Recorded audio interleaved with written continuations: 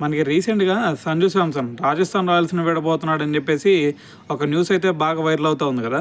అయితే దీని గురించి మరి రాజస్థాన్ రాయల్స్ మేనేజ్మెంట్ కూడా మాట్లాడింది. ఎట్టి పరిస్థితుల్లో మేము సంజు శాంసన్ వదిలే ఛాన్స్ లేదు. ఎందుకంటే అతను మాకు ఒక ప్రామిసింగ్ బ్యాట్స్‌మెన్‌గా, అదేవిధంగా ఒక ప్రామిసింగ్ కెప్టెన్‌గా కూడా ఉంటున్నాడు. సో, ఇటువంటి పరిస్థితుల్లో మేము అతన్ని ఎందుకు వదులుకుంటాం? ఎట్టి పరిస్థితుల్లో వదిలేది లేదు. అతన్ని మాత్రమే కాదు, మిగతా ఏ ప్లేయర్‌ని కూడా మేము ట్రేడ్ చేసే ఛాన్స్ లేదని చెప్పేసి వాళ్ళు ఓపెన్‌గా చెప్పేశారు. అయితే ఇప్పుడు బయటకు వస్తున్న న్యూస్ ఏందంటే, సంజు శాంసన్ ఈ విధంగా బయటకు రావడానికి ఒక కారణం ఉందని చెప్పేసి ఒక న్యూస్ వస్తుంది. అదేంటంటే, మనకి లాస్ట్ ఇయర్ 2025 సీజన్‌లో, ఈ ఇయరే ఐపీఎల్ 2025 సీజన్‌లో మరి ఎప్పుడైతే సంజు శాంసన్‌కి ఇంజ్యూరీ అయిందో అతను బయటికి వెళ్ళిపోయాడు కదా! మరి బయటికి వెళ్ళిపోయిన తర్వాత ఓపెనింగ్ ఎవరు చేశారు వాళ్ళకల్లే? ఇటువైపు జైస్వాల్, అదేవిధంగా వైభవ్ సూర్యవంశీ వీళ్ళిద్దరూ ఓపెన్ చేశారు కదా!